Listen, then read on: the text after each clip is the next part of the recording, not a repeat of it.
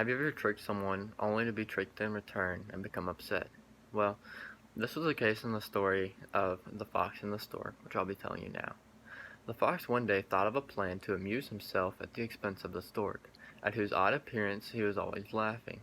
"You must come and dine with me today," he said to the stork, smiling to himself at the trick he was going to play. The stork gladly accepted the invitation, and arrived in a good time with a very good appetite.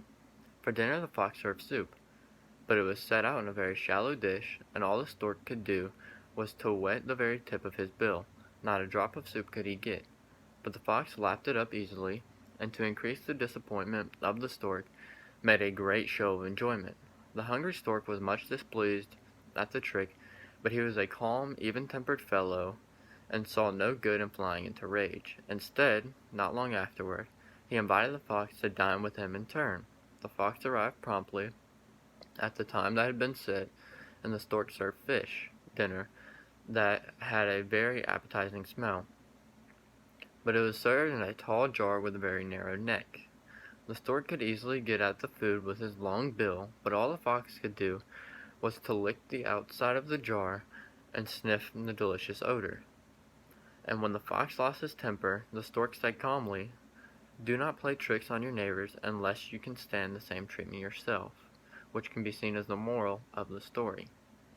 Now, I chose this story because I feel like it relates very well to my relationship with me and my youngest brother. And if you've grown up with siblings, you can relate to this story. I'm going to tell you how my younger brother, who likes to aggravate me with no repercussions, and how it relates to this story. Here's how I taught my brother: do not play tricks on your neighbors unless you can stand the same treatment yourself. Usually I wake up in the morning, I'll fix myself breakfast, and then I'll go to the couch so I can start doing my work for the day, which I'll typically be working on from anywhere to 3 to 4 hours trying to get done.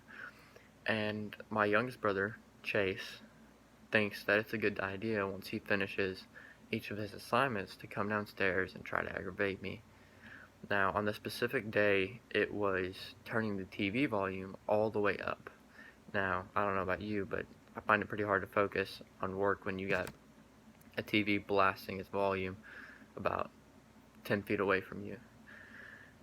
And typically Chase will do this, and my reaction is to just stay calm, don't do anything, because I know if I do anything back, I'll get in trouble. But later in the day, he typically goes to the Xbox, and he'll just be playing on Xbox, and I'll do like one or two things to aggravate him. Say I'll get the remote to the TV that has the Xbox connected to, and I'll turn the TV off, which doesn't turn off the Xbox, doesn't mess up his game. But he'll lose his temper, start yelling, and try to start hitting me, which can be expected of him and his age.